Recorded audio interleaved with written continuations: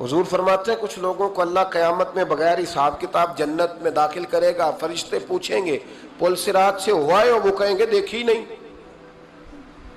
میزان عمل تلوائے، وہ کہیں گے دیکھا ہی نہیں، کیسے آ گئے؟ تو کہیں گے خدا کے فضل سے آ گئے۔ فرشتے پوچھیں گے تمہارا عمل کیا تھا؟ وہ کہیں گے کچھ بھی نہیں، عام لوگوں کی طرح نماز پڑھتے تھے، روزہ رکھتے تھے، حج فرض ہوا تو کیا، زکوٰۃ اگر ہمارے اوپر لاگو ہوئی تو دی، عام روٹین کے معاملات۔ تو فرمائے اتنی بڑی فضیلت کے بغیر حساب کتاب جنت، کوئی تو وجہ ہوگی۔ تو بندے عرض کریں گے وجہ ایک ہی تھی کہ رب جو ہمارے حق میں فیصلہ کرتا تھا ہم اس پر راضی ہو جایا کرتے۔ علامہ اقبال نے ایک بات لکھی ہے، اقبال کہتے ہیں جب میں لندن میں وکالت کرتا تھا تو ایک خاتون تھی، لیڈی بارنس اس کا نام تھا، چھوٹے موٹے مقدمات لے کے وہ میرے پاس آتی تھی۔ بی بی ایک ہوٹل چلایا کرتی تھی، اس کا خامن جو تھا وہ فوج میں ملازم تھا۔ اقبال نے خود لکھا ہے، اقبال فرماتے ہیں کہ ایک دن وہ خاتون پھر کسی کیس کے سلسلے میں میرے پاس آئی، تو جب وہ آئی تو اس نے نقاب اوڑھا ہوا تھا، برقع کیا ہوا تھا۔ تو چونکہ اس نے نقاب اوڑھا تھا مسلمانوں کی نشانی تھی، نقاب اوڑھنا کن کی نشانی ہے؟ اللہ آپ کو خوش رکھے۔ تو کہتے ہیں وہ نشانی چونکہ اہل اسلام کی تھی تو مجھے تجسس ہوا۔ میں نے کہا لیڈی خیریت ہے؟ میم صاحبہ یہ برقع پہنا ہوا ہے؟ تو کہنے لگی ہنس کے اقبال مجھے پکا یقین تھا کہ آپ ضرور پوچھیں گے۔ تو میں نے کہا اچھا تو یہ برقع؟ تو کہنے لگی الحمدللہ میں مسلمان ہو گئی۔ تو میں نے فوراً کہا کہ آپ کا شوہر تو فوج میں ملازم ہے، فوجی کے لیے بدلنا اور پھر ملکی قانون اور یہ چیزیں۔ تو کہنے لگی اس نے مجھے کیا کہنا تھا، وہ خود کلمہ پڑھ گیا۔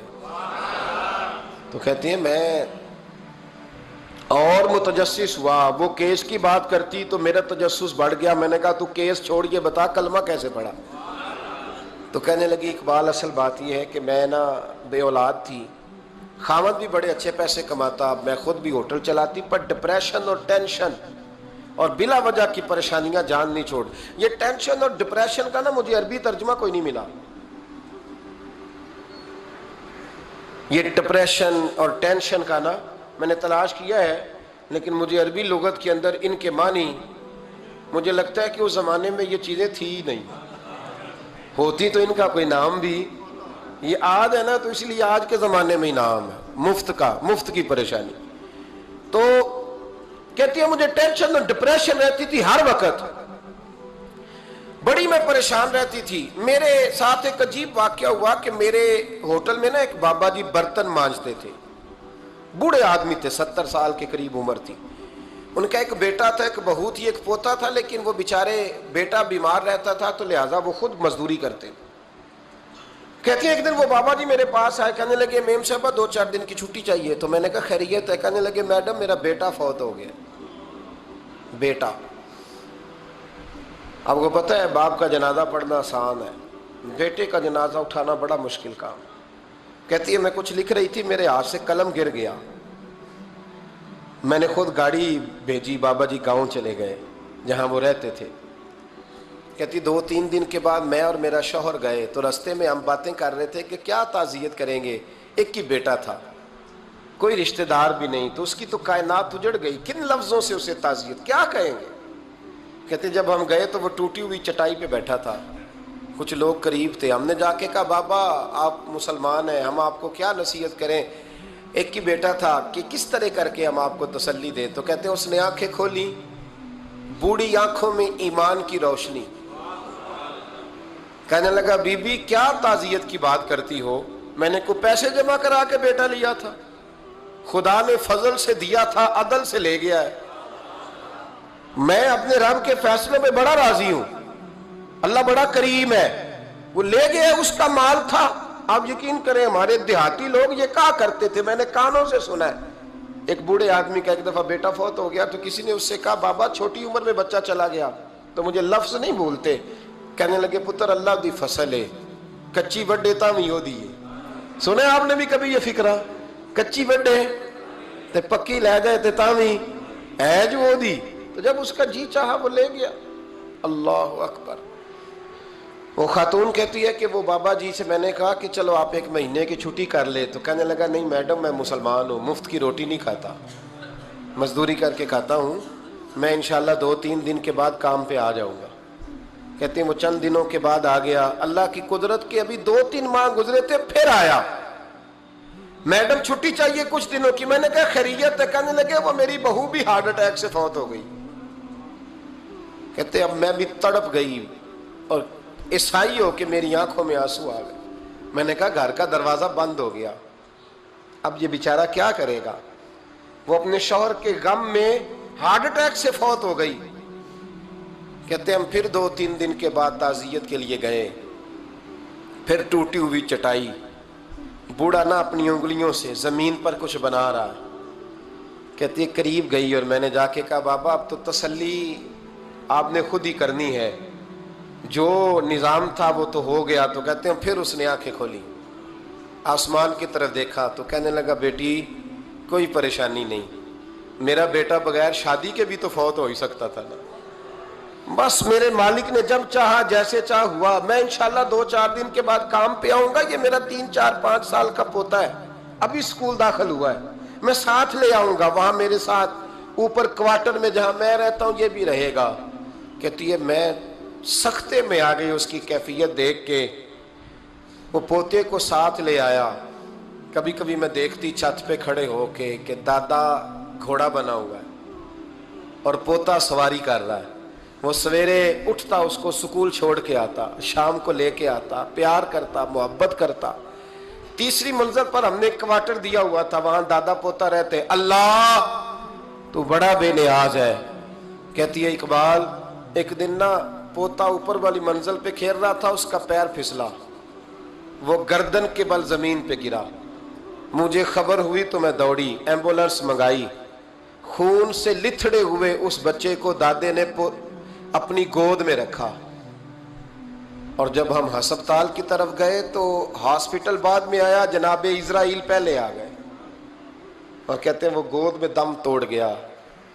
پھر دادے نے اسے اپنے ہاتھوں سے غسل دیا, پھر اس نے اپنے بوڑھے ہاتھوں سے قبر کھودی اور پھر مٹی ڈال کے کہنے لگا اِنَّ لِلَّهِ وَإِنَّا إِلَيْهِ رَاجِعُونَ. جے سونا ہی میرے دکھ وچ راضی, جے سونا ہی میرے دکھ وچ راضی. پھر سکھ نو چلے ڈاما. کہتے ہیں وہ مٹی ڈالی اس نے, اور جب وہ واپس پلٹا تو میں بازو سے تھام کے ہوٹل قریب لائی اور میں نے اس کے قریب کہا کہ بابا تو ٹوٹ گیا ہے, تو بکھر گیا ہے. مجھے محسوس ہوتا ہے کہ اب نہ تیری راتیں اور تیری صبحیں اور تیری شامیں غموں میں گزریں گی. تو کہتے ہیں یوں اس نے ہاتھ رکھے اور یوں آنسو چھٹک دیے.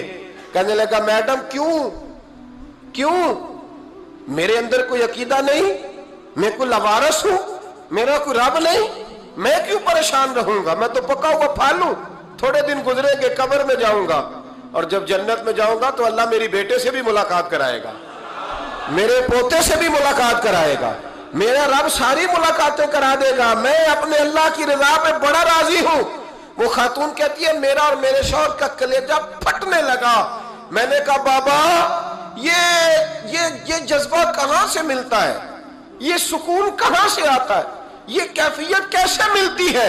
مجھے کہنے لگا تو نے لینی ہے؟ میں نے کہا. تو کہنے لگا تو بھی گنبد خضرا والے نبی کا کلمہ پڑھ جا, تو بھی رسول اللہ کا کلمہ پڑھ جا.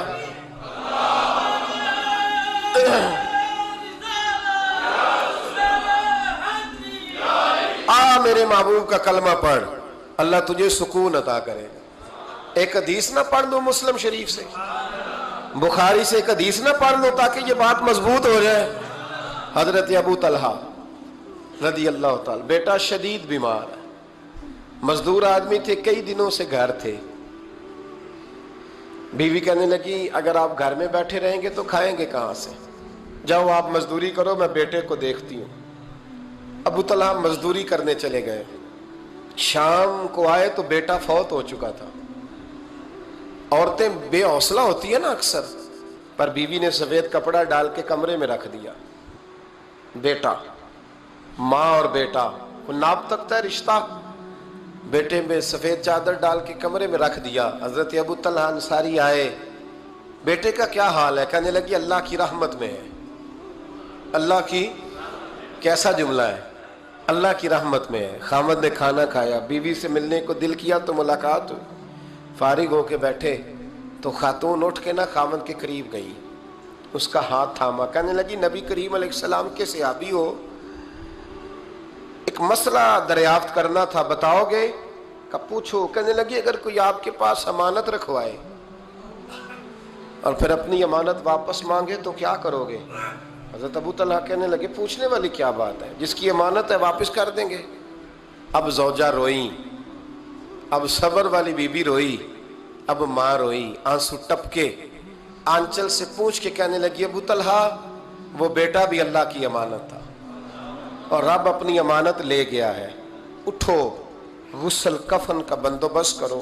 حضرت ابو طلحہ اٹھے، ہامتے کامتے ہاتھوں سے غسل کفن دیا، مسجد نبوی میں پہنچے، محبوب کی بارگاہ میں عرض کیا تو رسول کریم فرمانے لگے تیرے اور تیری بیوی کے عمل سے اللہ بھی بڑا راضی ہے، اللہ کے رسول بھی بڑے راضی ہیں اور اللہ تجھے برکت عطا کرے گا۔ صحابہ کہتے ہیں پھر اللہ نے انہیں 9 بیٹے عطا فرمائے، پھر اللہ نے انہیں اللہ کی رضا پہ راضی رہنا سیکھو، اللہ کے قریب چلے جاؤ گے اللہ کی رضا پہ۔ حضرت سفیان ثوری دعا مانگ رہے تھے، یا اللہ راضی ہو جا، یا اللہ راضی ہو جا، یا اللہ راضی ہو جا، دعا مانگ رہے تھے۔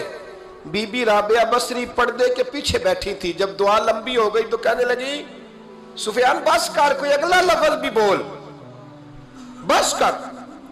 آپ فرمانے لگے تجھے کیا ہوا؟ تو کہنے لگی تو کب سے کہہ رہا یا اللہ راضی ہو جا، یا اللہ راضی ہو جا، پہلے اپنے دل پہ ہاتھ رکھ کے بتا تو اللہ سے راضی ہے؟